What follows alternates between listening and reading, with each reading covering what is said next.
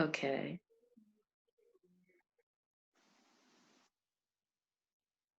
Thank you. So welcome everyone to the CTPR seminar with Dr. Amani Allen. You may also know her by her maiden name, Dr. Amani Nuru-Jeter. My name is Chandra Ford, and on behalf of the CCPR Seminar Planning Committee, as well as the Center for the Study of Racism, Social Justice, and Health, I just want to welcome everyone here. Dr. Amani Allen is Executive Associate Dean and Associate Professor of Community Health Sciences and Epidemiology at UC Berkeley School of Public Health, where her research focuses on race and socioeconomic health disparities and the measurement and study of racism as a social determinant of health. She earned her doctorate in public health from the Johns Hopkins School of Public Health and completed an RWJF Health and Society Scholars postdoctoral fellowship before joining the faculty at UC Berkeley. Her broad research interest is integrating concepts, theories, and methods from epidemiology and the social and biomedical sciences to examine racial inequalities in health as they exist across populations, across place, and over the life course. Dr. Allen considers herself more interested in the exposures than in the outcomes, which is consistent with her interest in examining social factors such as race and socioeconomic position as exposures that serve as the foundation for the generation and preservation of health disparities across a number of health outcomes. She's interested in how these social exposures determine life experiences and opportunities differently for different social groups, and how those differences become embodied and impact mental and physical health and well-being. Dr. Allen has asked that questions be held until the end of her presentation. I'll be moderating the Q&A portion so that she can just focus on responding. So if you do have a question when we get to the Q&A portion, please either enter the question in the chat box or just go ahead and raise your hand. So without further ado, Dr. Allen. Okay, unmute.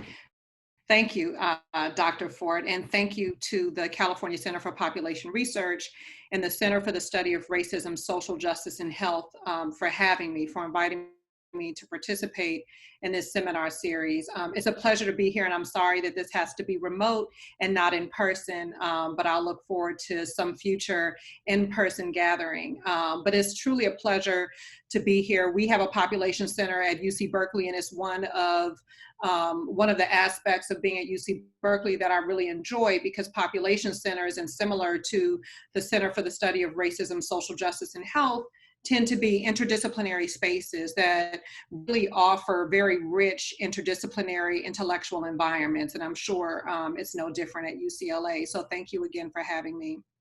I'm going to be talking on the topic of race, racism, and unhealthy aging, specifically using a critical race perspective to interrogate how socially assigned race, this concept of socially assigned race, which I'll explain later, gets into the body. So some of you are probably familiar with Ta-Nehisi Coates' book from a few years ago, Between the World and Me. In his book, Between the World and Me, and previously in James Baldwin's book on Being White and Other Lies, they talk about people who think they're white. And by that, they're referring to the social construction of race, something that's really a figment of our imagination, an illusion built upon prejudicial beliefs, which led to a system of social hierarchy that determined differences in life chances and opportunity structures between groups, including the opportunity to live a healthy and productive life. So as Coates states in his book, race is the child of racism, not the father, and naming groups has never been a matter of genealogy or physiognomy, but of hierarchy. Now, in graduate school, I was introduced to the physiognomy model. Physiognomy is a study of physical characteristics, and was historically used to argue both the intellectual inferiority and primitive nature of Blacks, both negative stereotypes that can damage one's sense of self and perpetuate prejudice and ultimately discriminatory behavior. So when we think about race and health, we often use the terms race and ethnicity and often use those terms interchangeably. But in thinking not only about racial health disparities, because that just means difference, but health inequities, it's important to distinguish between the two. So ethnicity, as many of you know, refers to the shared values, practices, norms, and beliefs that define a culturally distinct group, all of which can lead to health and illness behavior, ultimately impacting differences in health status. Race, on the other hand, is commonly viewed as more biological in nature and is related to deeply ingrained beliefs about the intellectual and overall inferiority of some groups relative to others, intellectual inferiority, biological inferiority compared to other groups. So here on the left, the model suggests that physical characteristics such as skin color determine one's exposure to a variety of external risks and or resources that impact racial differences in health status. So in other words, how society views us, our socially assigned race, determines the vector of resources and risk factors we're exposed to on a day-to-day basis, ultimately impacting what I would argue are not just racial differences in health, but racial inequities in health. So this is a picture of Dr. Kamara Jones, past president of the American Public Health Association. And Dr. Jones has popularized this concept of socially assigned race. And she often talks about how she's viewed differently depending on where she happens to be. And she talks about how when she's in Brazil, for example, she's categorized as white, and in the US, she's categorized as Black. And she also talks about how she's treated differently based on where she is. And so one might imagine what her experiences would have been like had she grown up as white in Brazil versus having grown up as Black in the US. Now, importantly, in one place, she's in a position of social advantage, and in the other place, she's in the socially disadvantaged group. However, her underlying biological makeup would not have changed or wouldn't be different between those two places. But to use or borrow a term from Nancy Krieger, the biological expression of her race may be different between those two places based on societal perceptions of her. Now here we're looking at a diagram of self-reported health status by dyads of self-identified and socially assigned race. So on the x-axis at the bottom, we have reports of excellent or very good health with the corresponding reports of fair or poor health at the top. And we're looking at percent of respondents reporting self-reported health status. So commonly asked questions on health surveys: how would you rate your general health? Excellent, very good, good, fair, poor. So to orient you to the slide, on the leftmost bar, we're looking at those who self-identify as Hispanic and who are socially assigned Hispanic ethnicity. In the middle, we're looking at those who self-identify as Hispanic, but who are socially assigned as white. And to the right, those who both self-identify as white and who are socially assigned white race. And so looking at the leftmost bar, we see approximately 40% of respondents reporting excellent or very good health among those who self-identify as Hispanic and who are socially assigned Hispanic. And by socially assignment, the question, these data are from the Behavioral Risk Factor Surveillance Survey, and the question is, how do other people in this country usually view you? Now, of course, this is self-reported data, so it's subject to all the same limitations of any self-report measure. However, we do know in terms of how much confidence we have in this instrument, we do know that there tends to be a very high degree of correlation between self-reported and socially assigned race for the majority of Blacks and whites, and we see kind of more ambiguity or more discordance between self-identified and socially assigned race among some other groups, among Latinx groups, among Asian Americans, or any group where the race is more ambiguous. And so we kind of feel like this is actually capturing something real, and that people generally know how they're viewed in society.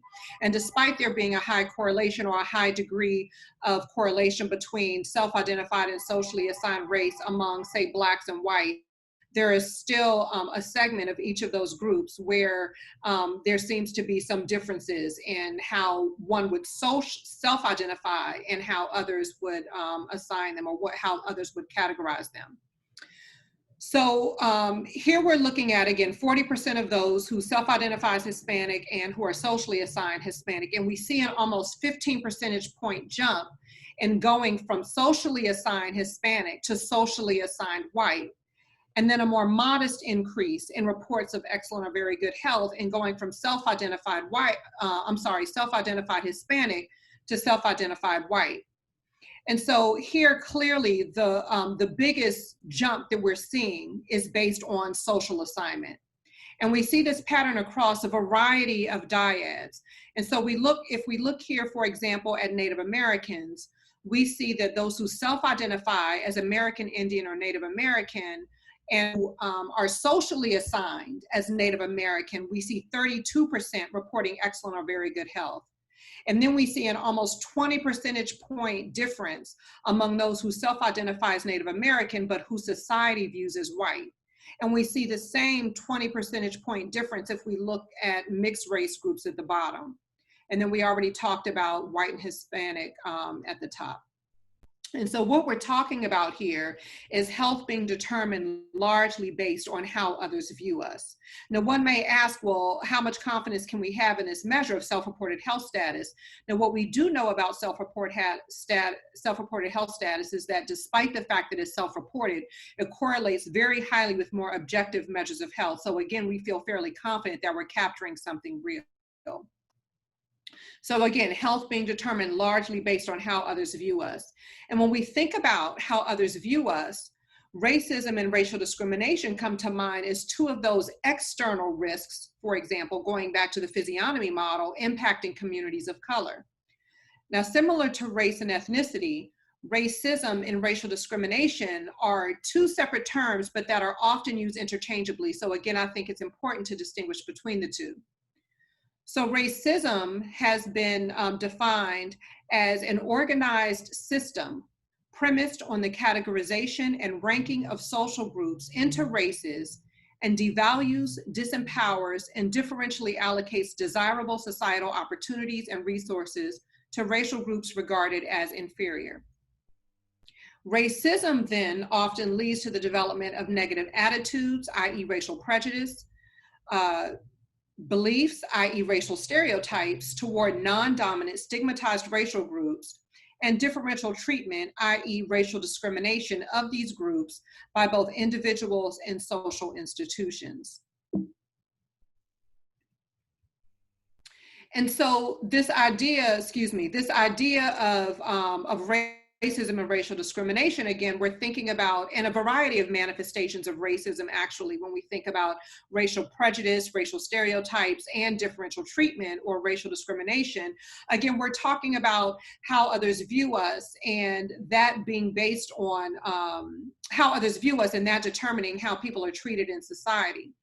And what we're really talking about here is the balance of risk and protective factors over the life course, such that experiences of racism and racial discrimination tip the balance of the scales more in favor of risk versus protective factors, increasing the likelihood of poor health.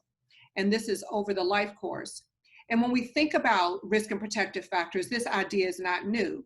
At least as early as the mid-18th century, there were reports of the importance of social conditions for determining health status. So Rudolf Virchow, who was a German pathologist working in the mid-18th century, is quoted as saying, "Not always find the diseases of the populace traceable to defects in society. No matter whether meteorological conditions, general cosmic changes, etc., never do these in themselves make epidemics. They only induce them whenever through poor social conditions, the people have lived under abnormal conditions for a long time. And this was really revolutionary in the 1800s. And you have kind of in the 1800s, we're really operating from a very biomedical perspective. And here we have a pathologist saying that it's not the agent in the environment, it's not the pathogen that's creating epidemics. It's really being attributed to defects in society. And at this time, we were talking about things like various forms of social inequality, overcrowding, differences in the population distribution of poverty, et cetera.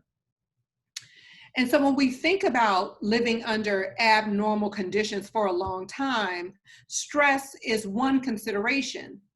And when we think about stress, or what we commonly refer to as the fight or flight syndrome, it's easy to kind of think about how environmental conditions or societal conditions get into the body through this process of stress.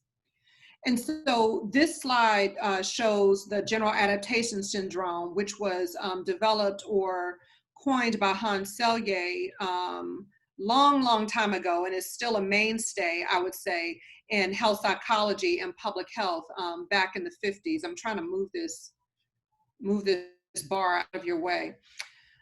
So just to briefly describe the stress process, upon the presentation of an environmental demand, certain parts of our bodies, what we would consider to be non-essential parts of our bodies, kind of go into an arrested state in order to allow the mobilization of energy stores to more essential parts of our bodies, allowing us to operate optimally in the presence of stress. And so some non-essential parts of our bodies when we're experiencing stress, for example, might be our reproductive system, our digestive system, whereas more essential parts of our bodies, it may include our cardiovascular system, our respiratory system, our musculoskeletal system. And this kind of energy mobilization is characterized by the upregulation of a variety of stress and other hormones, again, allowing us to operate optimally in the presence of stress. But the idea is that over a period of time, either once we become accustomed to the presence of these stressors, or once those stressors are removed, we kind of come back down to resting state and physiologic balance is restored. And so we activate and we recover. And this is a very natural part of the stress response process. It helps all of us deal with the environmental demands that we're faced with on a day-to-day basis. And in the short term, this is very helpful.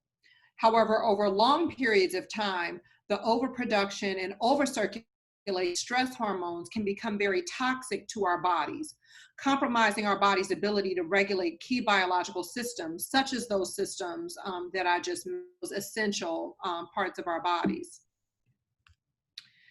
And so this diagram or this slide shows allostasis and allostatic load. So the kind of natural part of adaptation to stress is shown in the top box, which is the allostasis box. And allostasis, as some of you may know, is defined as maintaining stability through change. So our bodies change, our bodies adapt. Our bodies, our systems are kind of adaptive physiologic systems, allowing us again to operate and function optimally in the presence of day-to-day environmental demands. The four bottom boxes, on the other hand, represent allostatic load. So the kind of constant wear and tear on the body from continual adaptation to stress. And what I've done here is circle the repeated hit box. These four boxes kind of represent conceptual manifestations of allostatic load. The repeated hit box demonstrates what I like to call the chronic stress box, and this is where a lot of my work sits. And what we can see here is that people are kind of naturally and appropriately going through their kind of activation and recovery period.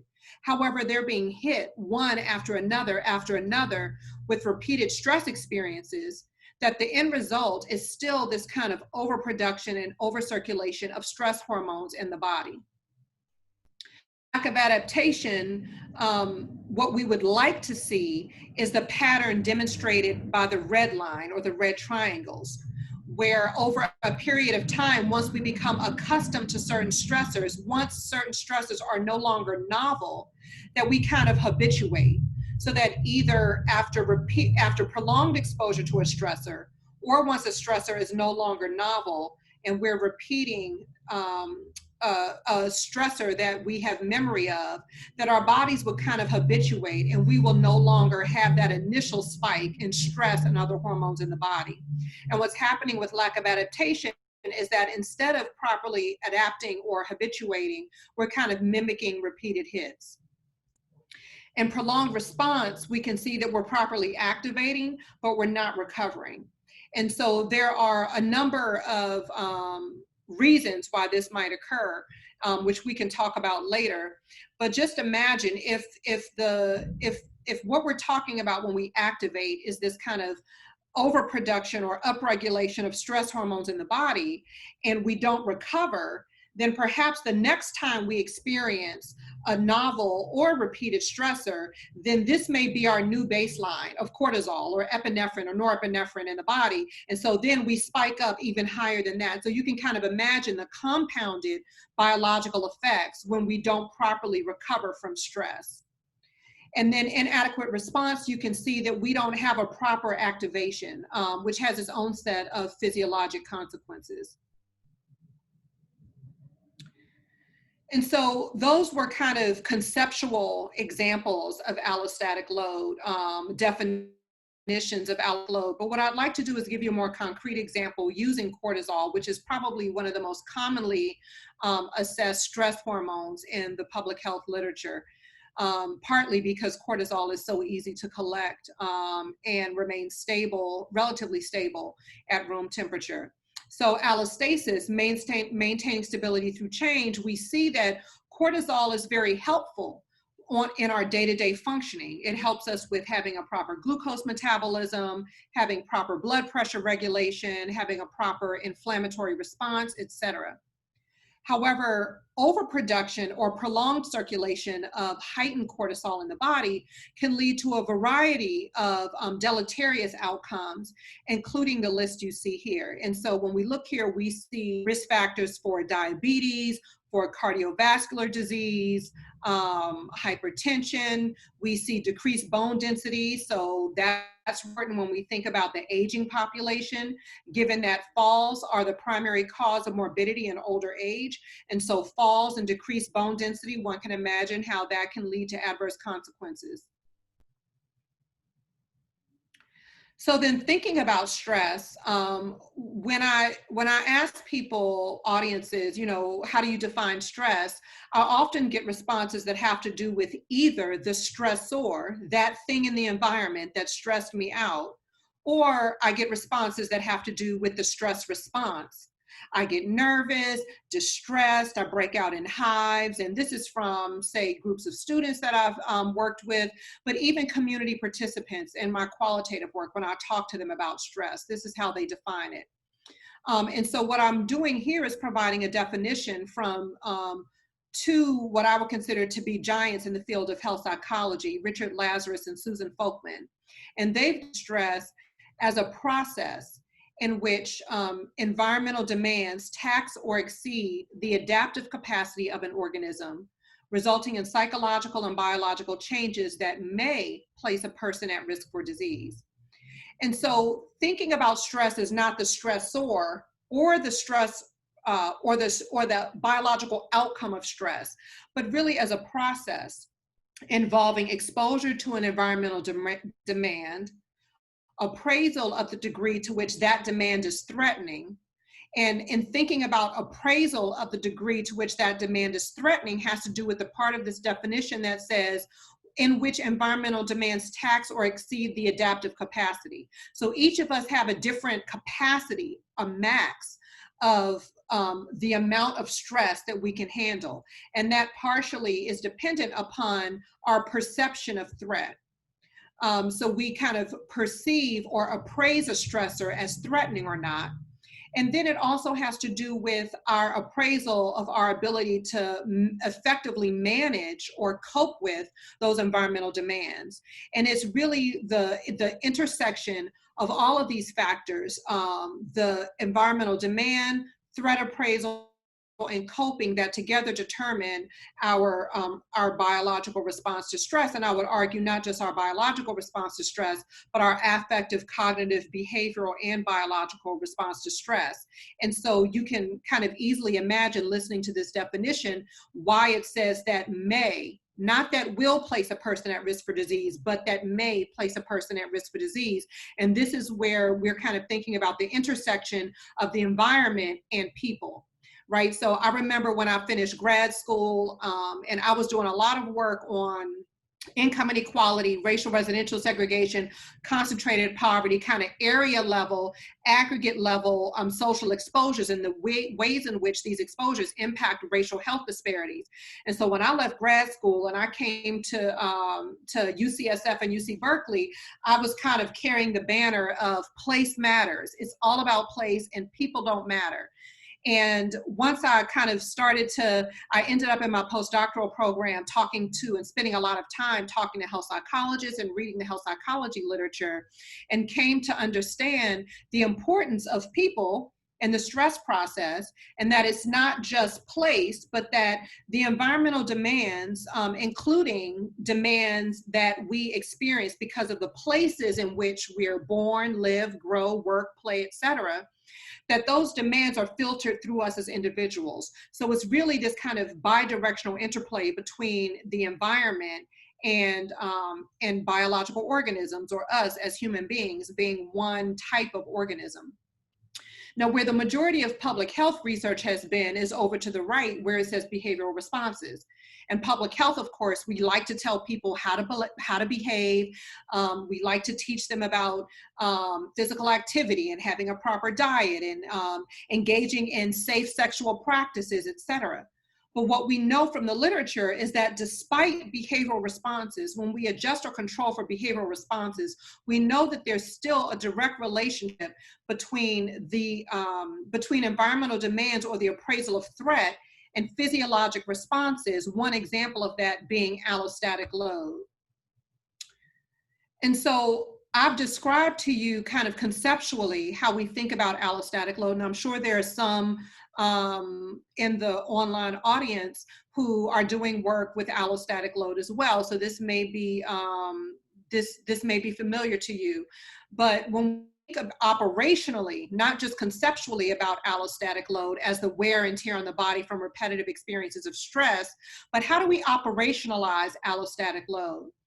And so allostatic load is generally operationalized as a composite measure of a variety of biomarkers that indicate functioning across multiple bodily systems. And so what's important about allostatic load as a measure of health is that we're not just talking about one particular health outcome. We're not just talking about diabetes or cardiovascular disease or kidney function or infant mortality, preterm birth, low birth weight, et cetera. We're talking about multi-system physiologic dysregulation, which obviously will leave people more susceptible to a variety of poor health outcomes. And so what we're looking at here is a diagram from a paper written by Arlene Geronimus in 2006. It was published in the American Journal of Public Health, for those of you who are interested in looking it up. And we have on the x-axis age, and on the y-axis the predicted probability of allostatic load. Now, given how I've described allostatic load, the wear and tear on the body from repetitive experiences of stress, it's intuitive that as we age, we would end up having higher levels of allostatic load. The longer we live, the more stress experiences we accumulate. So we expect to see a positive correlation between age and allostatic load. What's less intuitive is why we would see patterns by race and gender in terms of the slope or the increase in allostatic load as we age. And so what we see here is we're starting to see a bifurcation by race between Blacks and whites, starting in the reproductive years and widening over the life course. We also see a bifurcation by gender, and we see that that difference is greater for Blacks than it is for whites. And so the top line, as you can see, is Black women. The second to top line is Black men. And then we have white women and white men. And so what we see here, and if you look this paper up and actually read through the tables, you'll see that in this paper, Geronimus is able to demonstrate that Black women have up to 5-fold higher odds of allostatic load compared to white men and women and compared to Black men. And this is really a significant finding, again, going back to what allostatic load is actually capturing. So this kind of this state of biological vulnerability or biological susceptibility that would leave Black women, everyone with higher allostatic load, but in this case, Black women being among the most at-risk groups for high levels of allostatic load. And so this was a demonstration when Geronimus wrote this of her weathering hypothesis, which was a hypothesis initially coined to try to explain the persistent Black-white disparities we see in infant mortality. And weather conceptually has been defined similar to allostatic load in that it is described as the cumulative toll on the body from repetitive experiences of stress. But the difference between weathering and allostatic load is that weathering really speaks to repetitive experiences of stress as a result of being a member in a marginalized group and experiencing chronic or repetitive social, political, and economic exclusion. So it's a particular type of stress that Geronimus argues can weather or age the body. Another measure of kind of overall, kind of how is the body doing overall as opposed to disease-specific endpoints is telomere length. And telomere length, as I'm sure many of you know, are these kind of repetitive sequences of DNA that cap the ends of our chromosomes that protect the coding. So they're non-coding segments of DNA that protect the coding segments of our DNA from degradation.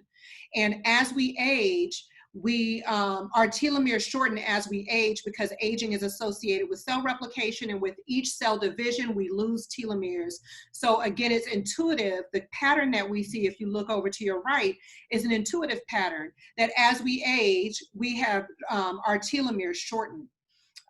What's less intuitive, and telomeres, again, speaking of chromosomes, is specifically a measure of cellular aging, but we think about it as a measure of kind of overall body well-being, right? Because as chromosomes start to become unstable, then we start to experience cellular death, our cells die, our tissues die, our overall functioning is greatly compromised. So that pattern of telomere length by age is intuitive. However, again, similar to allostatic load, what's less intuitive is that we would start to see patterns of telomere attrition over time by race and gender. And several years after publishing the allostatic load paper, Professor Arlene Geronimus, conducted another study looking at telomeres as another measure of kind of overall body well-being, and found using the SWAN data, the study of women across the nation, that on average, looking at telomeres, African American women are aging approximately 7.5 years more prematurely compared to white women. And in my own work, we have found associations between racial discrimination and telomere length among African American men, but specifically as a function of, some may consider it racial identity, or what we would call racial bias or internalized racism.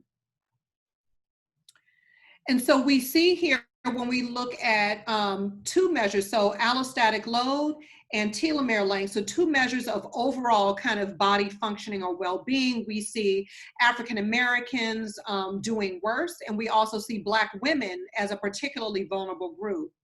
And then when we look at the leading cause of death, cardiovascular disease, we also see Black women doing poorly, and so relative to other groups. And so the question driving a lot of my research used to be, how does race get into the body? But has over time become, how does race times gender get into the body, recognizing the intersectional position that people hold in society and the ways in which not just one social identity, but multiple social identities can compound to increase risk exposure, social risk exposure in particular, for various groups. And so thinking about how does race times gender get into the body, and going back to this idea idea of stress, I'm using here an example of cardiovascular disease to just kind of walk through a flow of logic that will lead us. What I'd like to do is get to sharing some results from one of my more recent projects, the African American Women's Heart and Health Study. But I'm going to set the stage by walking through a flow of logic. So in thinking about cardiovascular disease, we know that Black women are ranked among the most at-risk groups for cardiovascular disease in the United States, having a higher cardiovascular disease prevalence and a higher proportion of cardiovascular death compared to other groups. There's also a strong body of evidence indicating that chronic stress plays a critical role in the progression and etiology of cardiovascular disease, particularly atherosclerotic cardiovascular disease, which may help explain the heightened risk of CVD among African American women. There's also a strong body of evidence linking chronic stress with cardiovascular disease through pro-inflammatory mediators and other kind of biomarkers. However, the psychosocial pathways have remained unclear.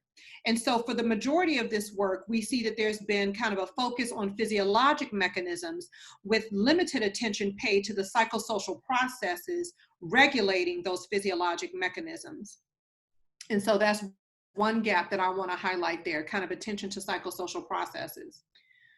And so we move from just general stress in cardiovascular disease to thinking about racism as a particular form of stress.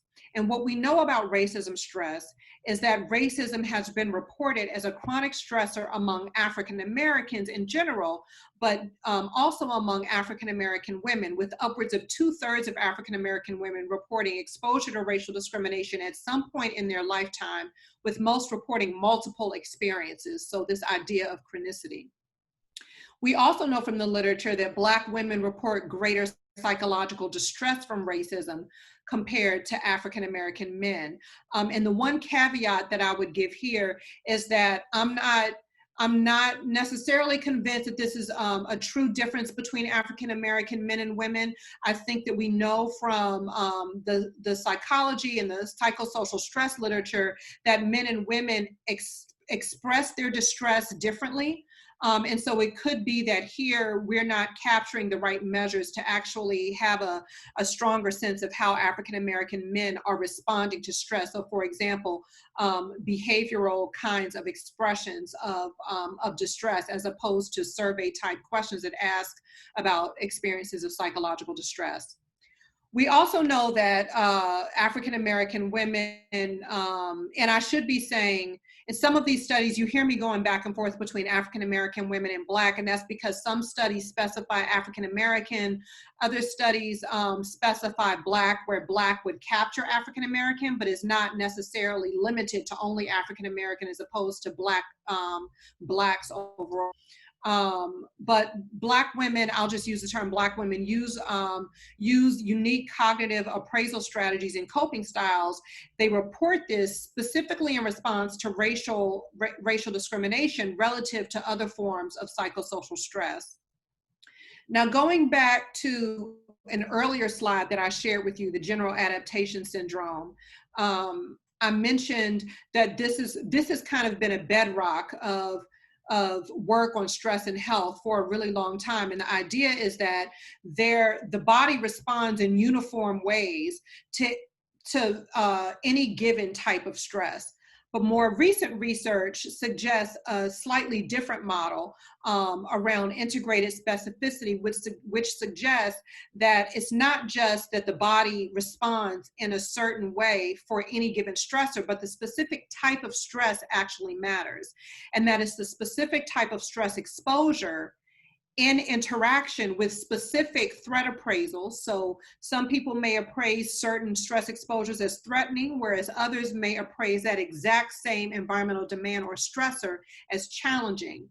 So the specific type of stressor combined with the specific type of stress appraisal, also combined with specific coping styles that together determine the biological stress response. And so what I'd like to do now is kind of walk you through some examples of quotes from one of my earlier qualitative projects that we conducted using focus groups to engage African American women, and in this case it was African American women, to engage them in describing their experiences and perceptions with racial discrimination over their life course. And the goal of this study was to determine whether existing measures of racial discrimination adequately captured Black women's experiences of racial discrimination, or if there were elements or dimensions of Black women's experiences with racial discrimination that were not adequately captured by existing scales. And so as I walk through these quotes, I want you to be thinking about what I described as a stress process. So stress exposure, think about threat appraisal or stress appraisal, think about coping, think about chronicity, all of the kind of concepts that I've brought up already. So one major theme was that women talked about racial discrimination being experienced over the life course. So they categorized it or talked about it as a chronic stressor, and often talked about their very first experience of racial discrimination as happening early in their life course. So this woman says, I think that the most difficult thing that I faced was when I was 8 years old. And so 8 years old, middle childhood, right? And when I had to learn that we weren't all equal. So she says, when I had to learn, not when I learned, right? So in qualitative research, words and phrases are a unit of analysis as opposed to quantitative research. And so really paying attention to kind of the expression of emotion here and kind of the cognitive specificity that's being laid out here by these women. So she says, I had to learn, almost as if she didn't have a choice, that we weren't all equal. I don't even think I knew the difference between Black and white. I used to play with this white girl every day, like she was like my best friend. And she would always come to my auntie's house. And then there was one time where I went to her house and she said, well, my parents said we can't allow anybody Black in the house. And that's something that always stayed with me my whole life. So this concept of rumination, or what we call cognitive perseveration, which may, by the way, be one reason why sometimes we activate, but we don't recover. And what we know from the stress physiology literature is that when we ruminate or perseverate on experiences or on stressors or circumstances, that it maintains the cognitive and affective presence of that stressor, which has biological consequences. So she says, it stayed with me my whole life. And that was really, for a little kid, heartbreaking, you know. And that's when I first learned, suggesting that she had subsequent experiences, that there's a difference, you know, with the colors. I thought about it a lot. I still think about it. So going back to our models of allostatic load, perhaps this is one demonstration of that prolonged response. Women talked about their concern for children. They talked about microaggression forms of racial discrimination, in addition to more kind of macro or acute major forms of racial discrimination. And they also kind of, here you can see some examples of how women talk about coping with or managing those experiences. So this woman says, I'm stressed because now that my kids are getting older, they go through it all the time, right? Chronicity. I take that in internally. It's subtle, microaggression. It's not out in the open like slavery days. It's like hidden, but you feel it still. As adults, it seems like I could overlook it, coping, right? Overlook it, denial, withdrawal. But you have kids coming home every day. Oh, he called me a nigger or Black. That affects you as a parent. I go through the hurt when they go through the hurt. So this is a demonstration of what we call vicarious racism. And so women talk about the distress they experience, not only from their direct experiences with racial discrimination, but the distress they experience because of the racial discrimination experiences that others in their social network are having, in this instance, their children. It's like you get tense because I know this person is going to say something that's going to make my heart rate go up, or maybe have to hold back my tears, emotion suppression, while I'm talking to them. I don't want them seeing me crying because I don't want them thinking I'm sad. I'm not sad, I'm mad. And we know that anger is the predominant emotion expressed, or reported at least, in response to racial discrimination among African Americans. you just get tense because you know you're going to have to brace yourself for something stupid that they're going to say. So anticipatory vigilance, this idea of anticipating mistreatment by race before even experiencing an objective stress experience. You have to brace yourself for something stupid that they're going to say. With a white person, you know that some level of racism is going to hop out of their mouth. And so you have to prepare your body for that. So that kind of, that preparation, that anticipation. And again, we know that anticipating stress is enough to initiate the biological stress response. And so women talked about a variety of other aspects of their experiences of discrimination. They talked about putting it in a different place, learning to accept it, working harder, which many of us think about as consistent with John Henryism or the John Henryism hypothesis.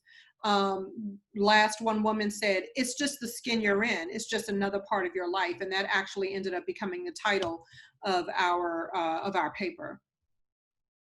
And so for the sake of time, I'm going to pass, through some of these, but I'll kind of read off the quotes. But you see that the women also talked about what they described as their physical signs of stress.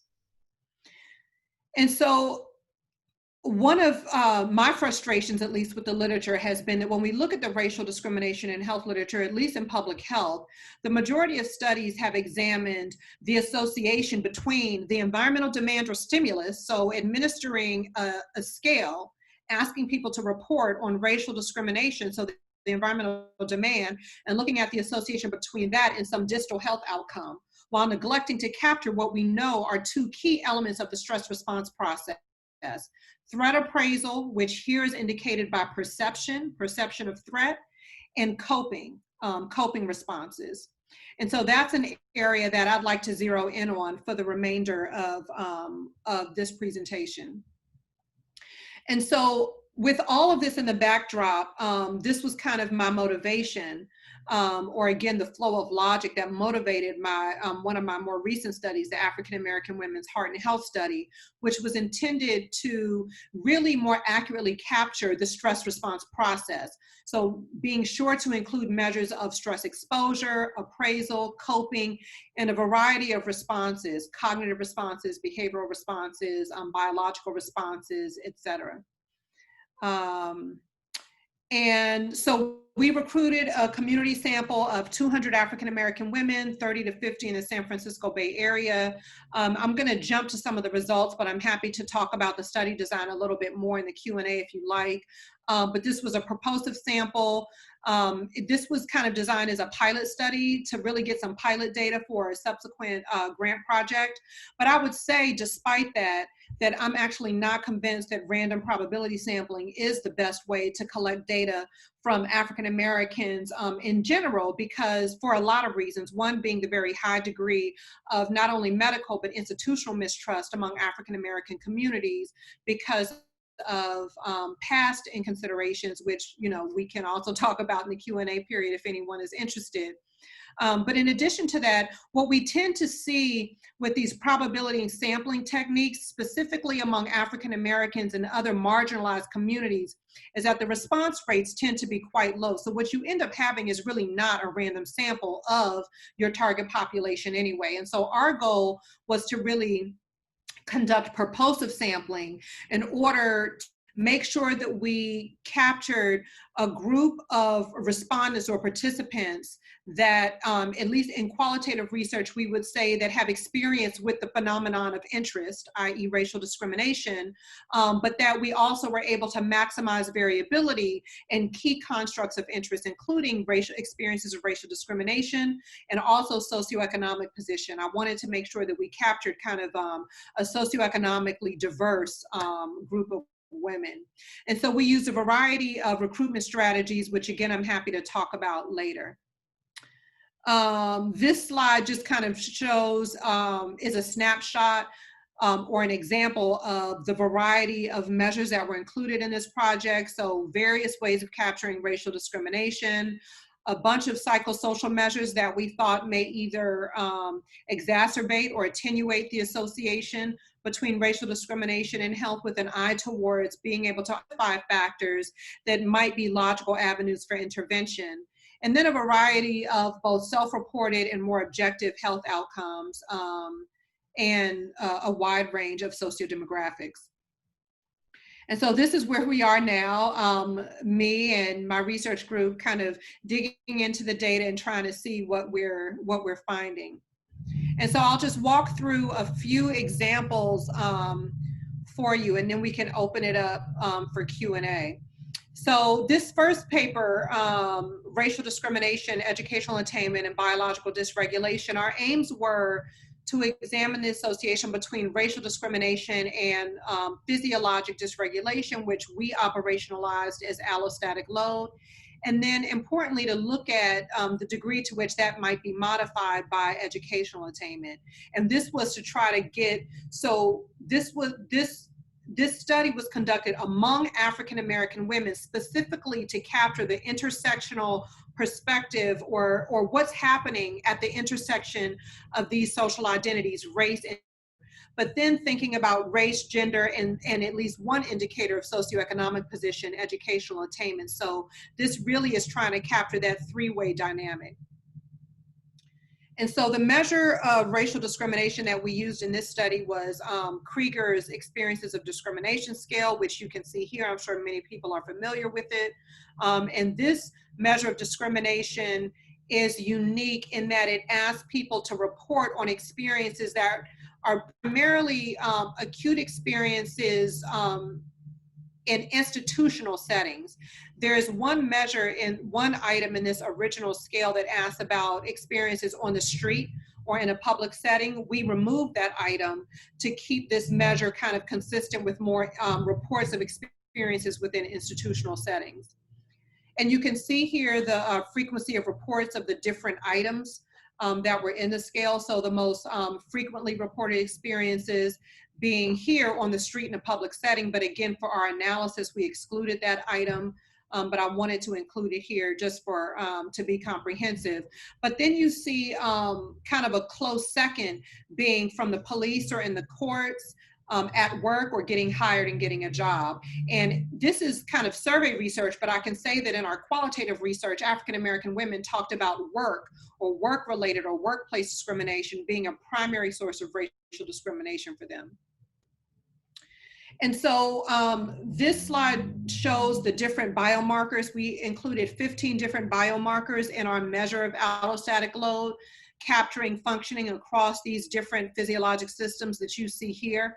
Just to orient you to this slide, the measures that you see here in red are the measures for which there are not already established clinical or subclinical cut points for risk. For all of the other measures indicated in black, they have either clinical or subclinical already established cut points. And so we measured allostatic load in a number of ways. First, the typical way that allostatic load is measured is using the 75th percentile cut point to establish risk.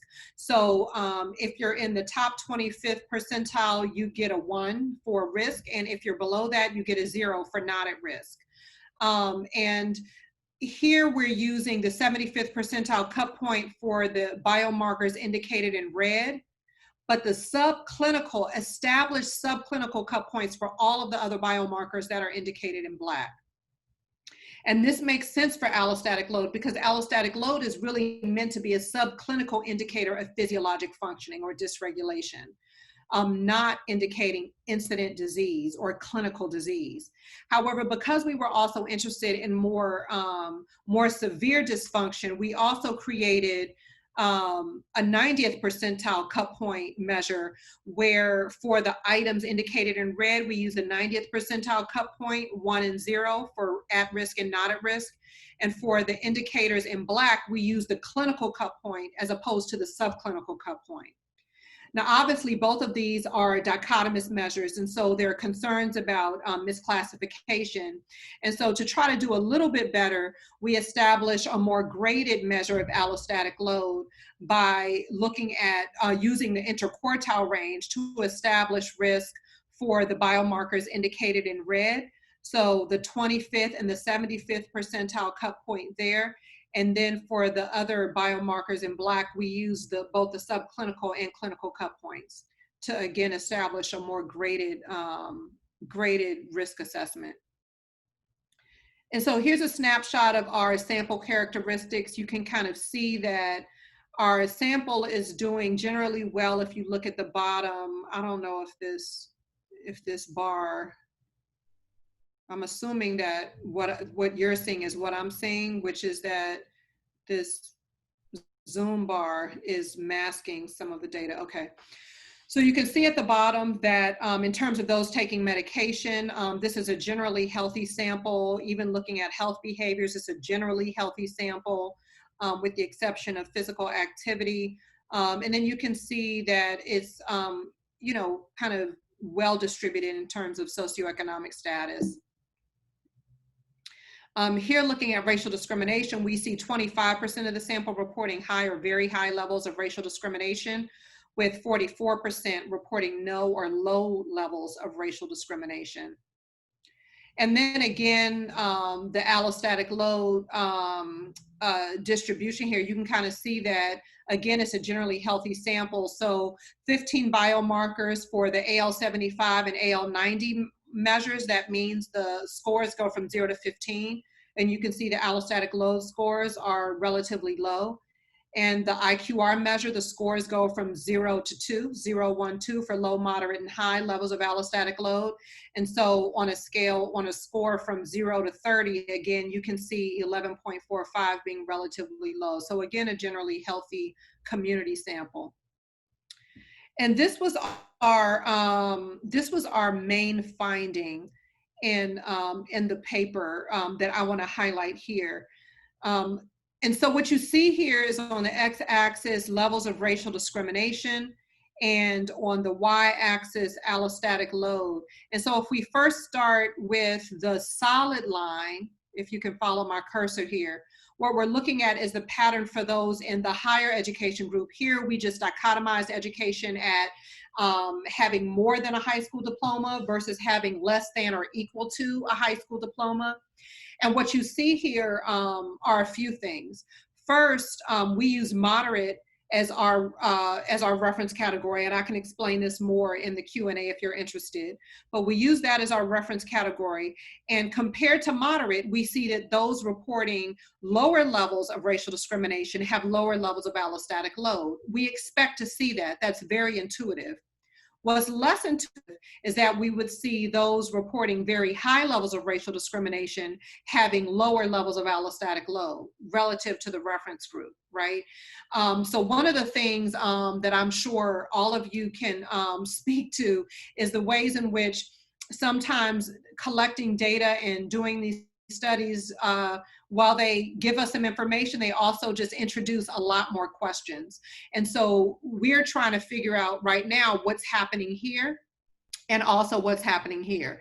And so looking at the lower education group, we see, as we would expect, that those reporting higher levels of racial discrimination, high and very high, have higher levels of allostatic load. However, those reporting lower levels of racial discrimination also have higher levels of allostatic load. So again, what's going on here? And one hypothesis that we have is that when we look at this pattern among the lower educated group, thinking back to the quotes that I shared with you, I want to remind you about the women who talked about putting it in a different place, ignoring it, denying those experiences, et cetera. So one hypothesis is that women are coping with racial discrimination in what we would consider to be passive ways, by withdrawing, by denial, or just not acknowledging their experiences of racial discrimination. Now, some may say that that seems far-fetched, but I can tell you that in facilitating the focus groups, and these are two separate studies, but when I have done qualitative research with African-American women, quite a bit of it, and I can recall at times where I'm facilitating focus groups, and some women will talk about experiences of racial discrimination, and then another woman will say, "Oh, well, I've never experienced that. I haven't had any racism experiences over my over my life. And then later on, let's say 30 minutes into, 30 minutes later in the focus group, you'll hear this woman recount an experience that's very clearly an experience of racial discrimination. However, she's choosing to put it in a different place.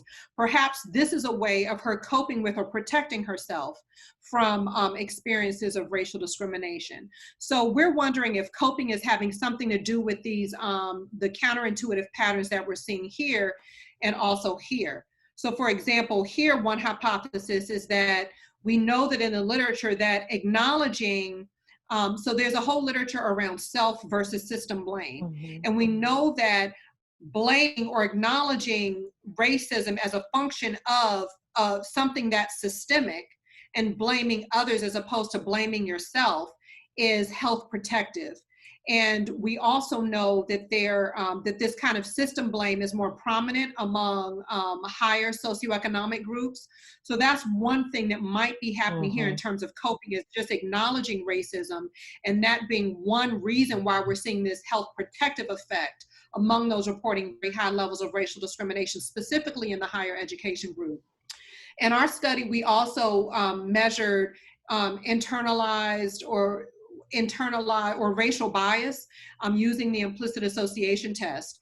And in our sample, we find that higher education groups have what we call a pro-Black bias, whereas the lower education group has what we call an anti-Black bias, or said better, are demonstrating internalized racism. So they're blaming themselves. They have a bias against their own racial group. And so these are groups that are more likely to blame themselves as opposed to blaming others.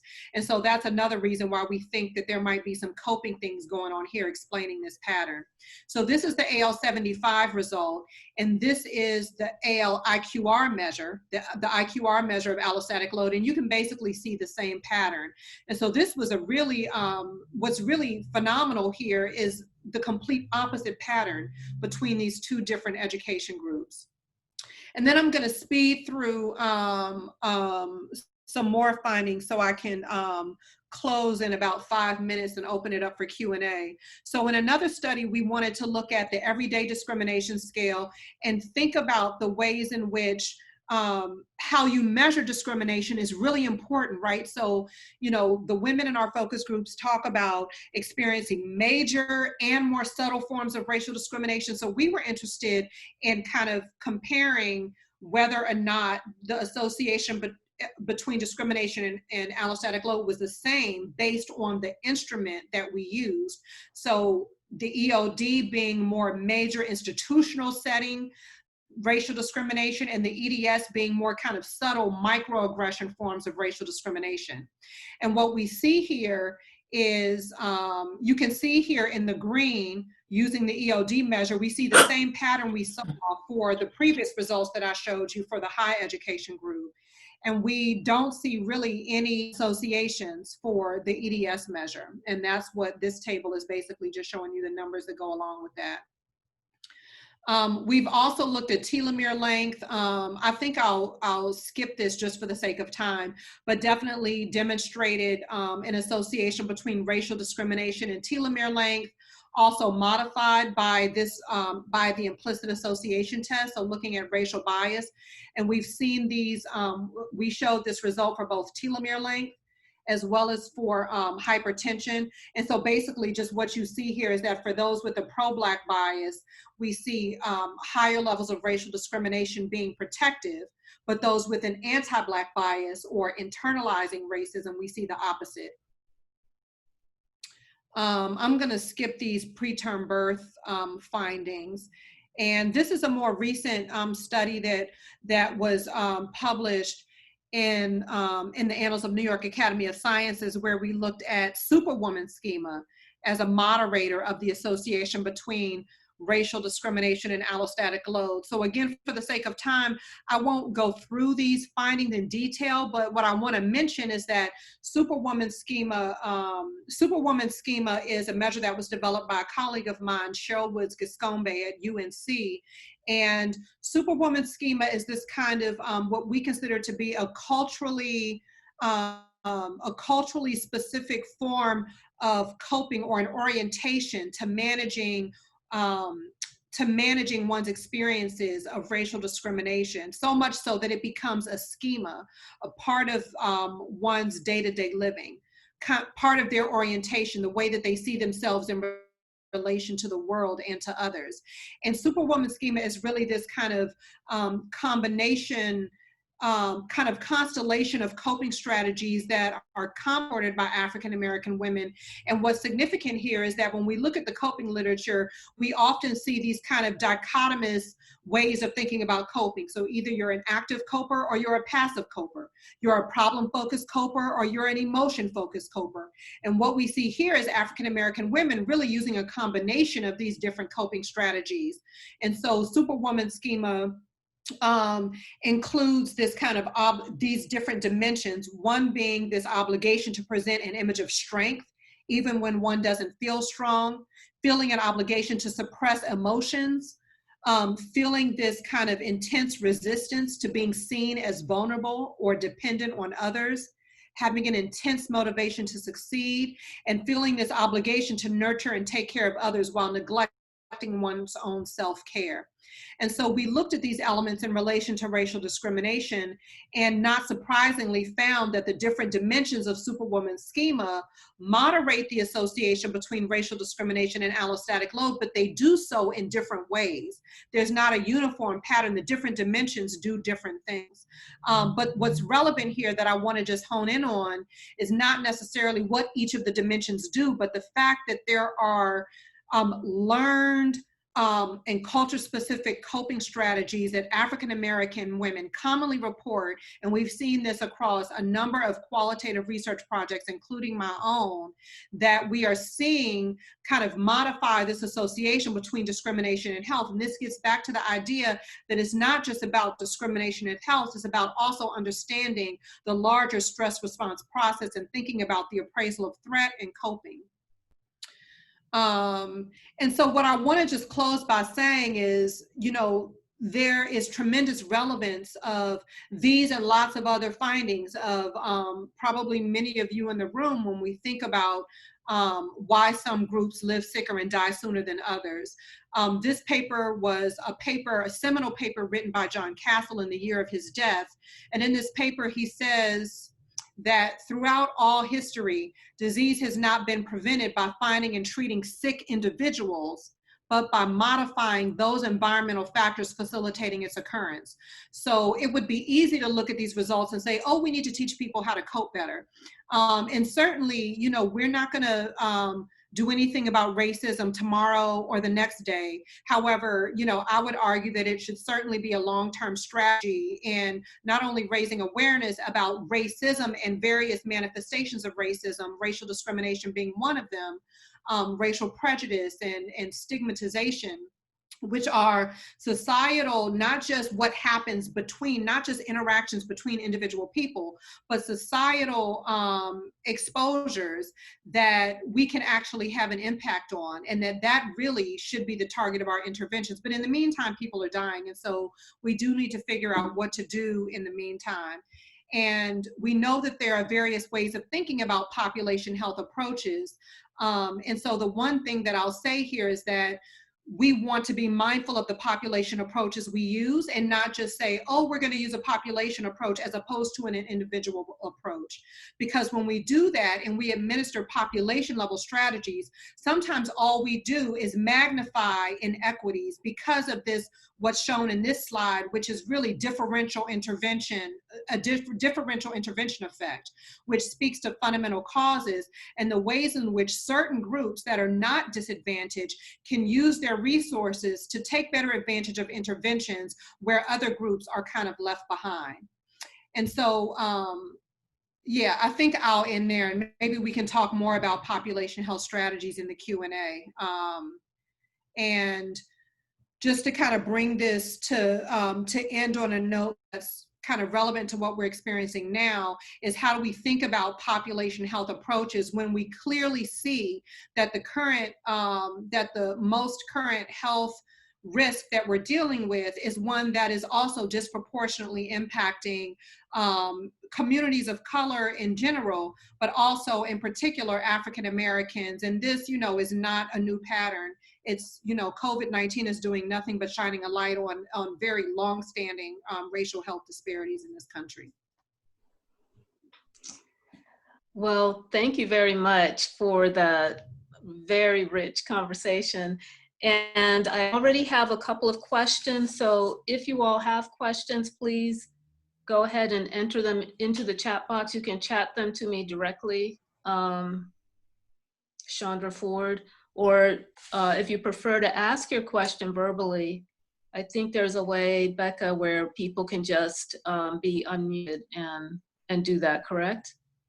Yes, you should be able to unmute yourself if you have a question as well. So let me go ahead and ask the first two questions that I got. Or actually, Lucretia, do you want to ask your question? The question was about how do you conceptualize inequalities versus inequities? That's a great question.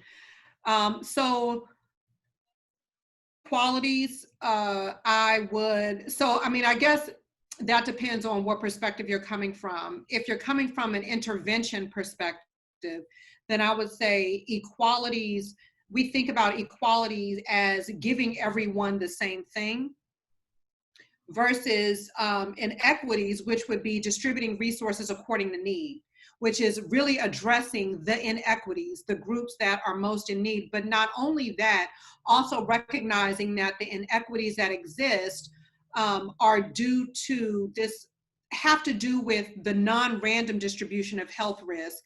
And when we think about that, we think about the issue of fairness or justice. So unequal, I guess I think about inequalities the same way I think about disparities. It just means different.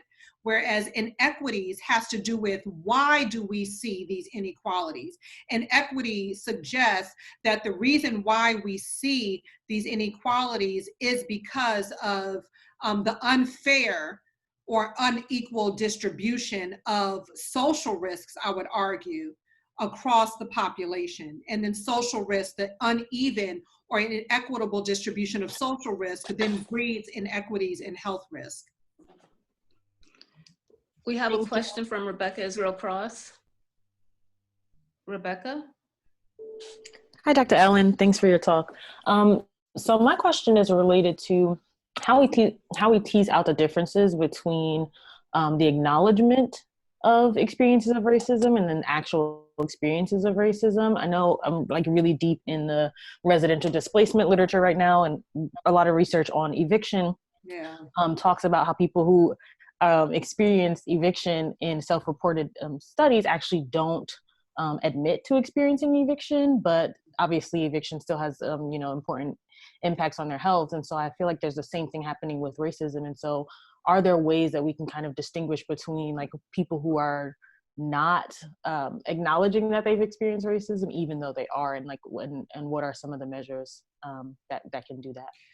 Yeah, that's a great question. I don't think we've completely figured that out, but I was trained in as a quantitative scientist, but I have to say that I have really come to appreciate the role of qualitative research and bring out exactly some of the nuances that you're talking about. I mean, there are tremendous limitations to quantitative data collection and data analysis, and the experiences that we're trying to capture are experiences that are very difficult to capture in a 5-point Likert scale.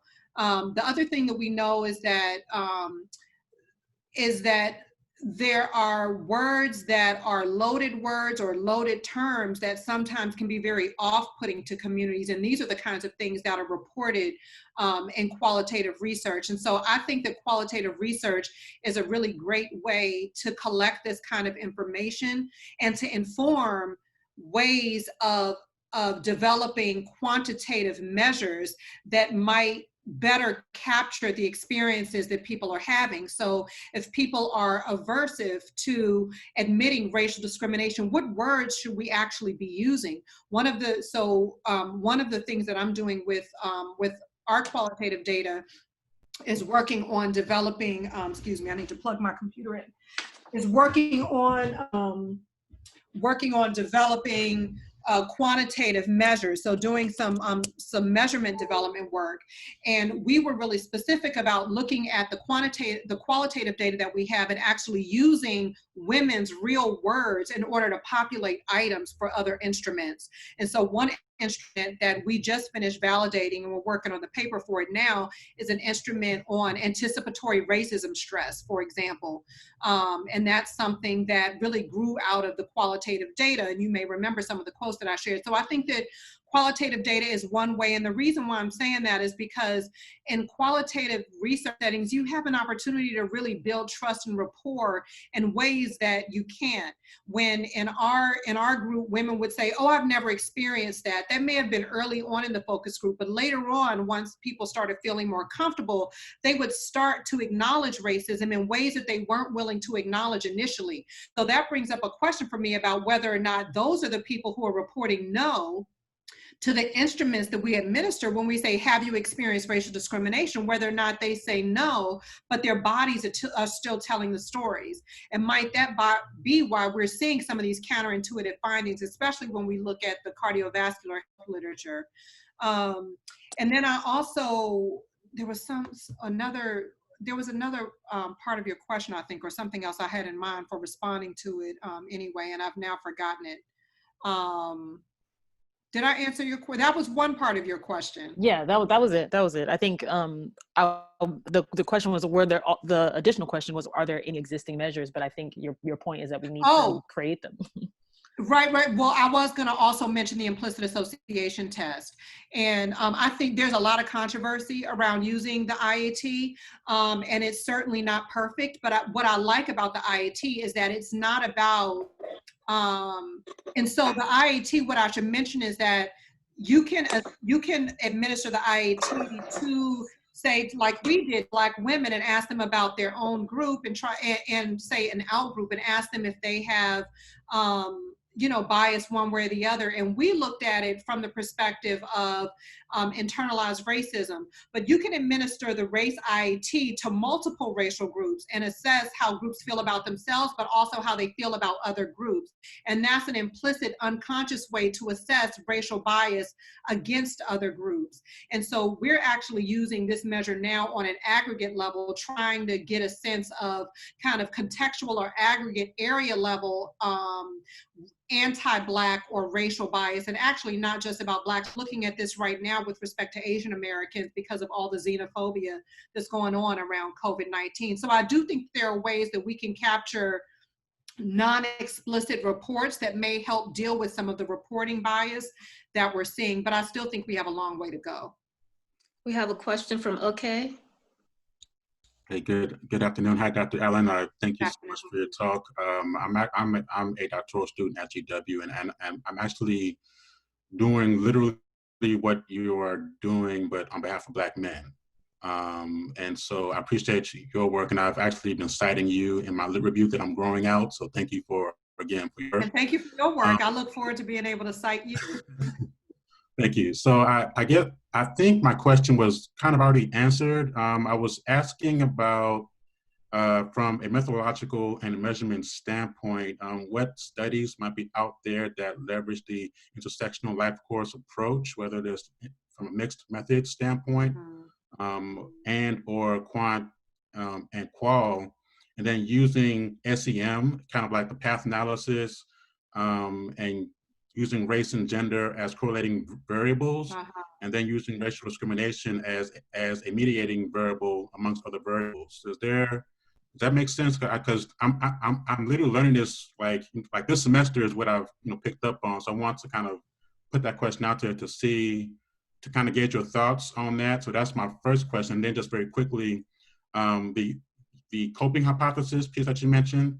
I'm wondering if perhaps Dr. Meyer's optimal conceptual theory might perhaps also help to build out the coping strategies, skills, apparatus, or body of work that could potentially inform how do we better empower people of color, Black people, in terms of how to manage the stress short and long term. So those are my questions.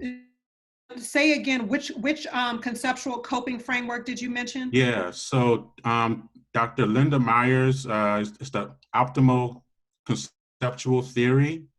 It's an African-centered kind of approach. Okay. I came across that this semester, I'm and I actually have not several other. familiar with that. So I appreciate the question because I would love to look that up. So I can't answer that question because I'm not familiar with it.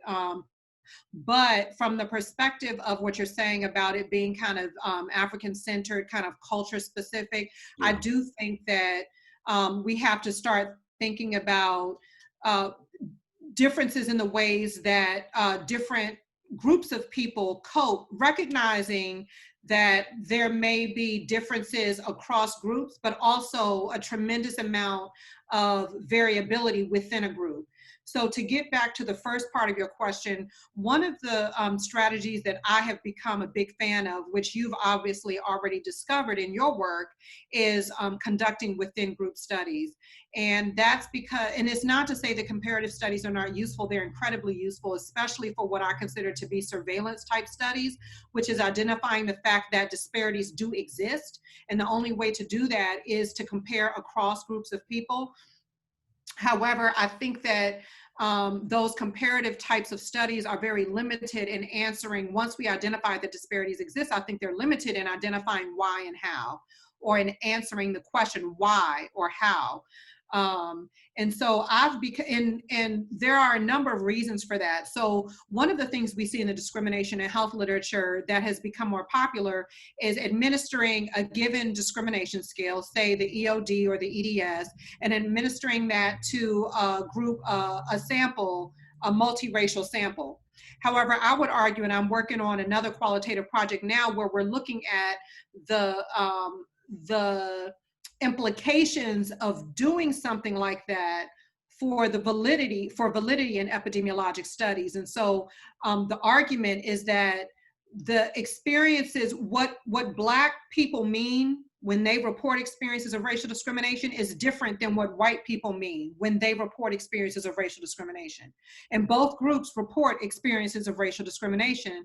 And I know this because I've asked both groups. We've done work with Black women, with white women, and we've talked to them about their perceptions of racial discrimination. And that's because in these studies, I would see white people, white women also reporting racial discrimination. And I kept wondering, what do they mean? What are they talking about? And so in our qualitative work, we've been able to demonstrate that these are actually different exposures, right? So the way that they describe them, they're very different types of experiences. And so it actually violates some fundamental assumptions of the kinds of methodological techniques that we use in our studies. The exposure is not the same across groups, it's incommensurate across groups. And so I've become a real fan from a measurement perspective of conducting within group studies, not only to make sure that the measure that we're using is valid for the group, and I don't mean just quantitatively valid, I mean qualitatively valid, and that in addition to that, we're able to explore the heterogeneity within a group, as opposed to say, well, the average Black woman responds in this way compared to the average white woman. Right. And that's not really helping us, right? We need to understand why it is that some Black women report no discrimination and why among those they have worse health outcomes, et cetera. So I could go on, but I think that this idea of conducting within group studies allows us to naturally incorporate intersectional perspectives into our work.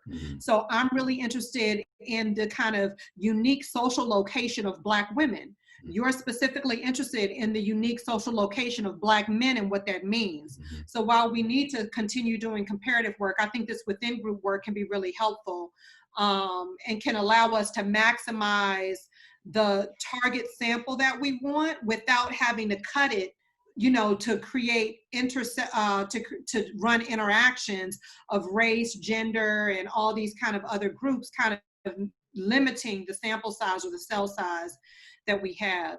And then I know you had other questions about SEM, which I actually use for my dissertation research, path analysis and mediation, all of that. And so what I'm gonna say for that is that I want you to email me so that we can set up a time to talk separately, just so we can get to some other questions just for the sake of time. But I would love to have a longer conversation with you about that. Okay, thank you. We Sounds probably good. only have time for 2 quick questions, and Joni had one. Joni? Hi, Dr. Allen. I really, really liked your talk. It's very similar to the work that I'm doing. I'm a PhD health psychology student, and my master's project is actually on racial socialization, racial discrimination, and cardiometabolic risk in African American women. So I'm very interested in studying how discrimination affects African American women specifically. And for some time now, I have been interested in looking at the Superwoman schema. And recently, I was discussing it with a friend about how Black people specifically appear to feel more for each other, in terms of experience of discrimination. So not only does direct experiences of discrimination affect Black people, but it seems as though vicarious experiences of discrimination also affects Black people. And so I was thinking, what are your thoughts on that in terms of the Superwoman schema, especially with the sense of obligation that Black women tend to feel? What would you think of studying that, or if I were to study that? Because I wrote that down and I'm that's such an interesting concept. Yeah. So yeah. No, that's a great question. And so I'll try to answer this quickly so we can get to another question, but also invite you to email me so we can have a conversation offline. In the African American Women's Heart and Health Study, we actually have measures of racial discrimination, of racial socialization, which you mentioned, and lots of biological measures to assess cardiometabolic risk. So if you don't already have a data set to use, we can certainly talk about it if you're interested, if you're kind of looking for data sets. But one of the things I can say is that you're absolutely right. We know that vicarious racial discrimination matters a lot for groups. We've done this work with African American women in relation to lupus, and we see the same associations there, specifically with respect to vicarious, or what we call secondhand racial discrimination.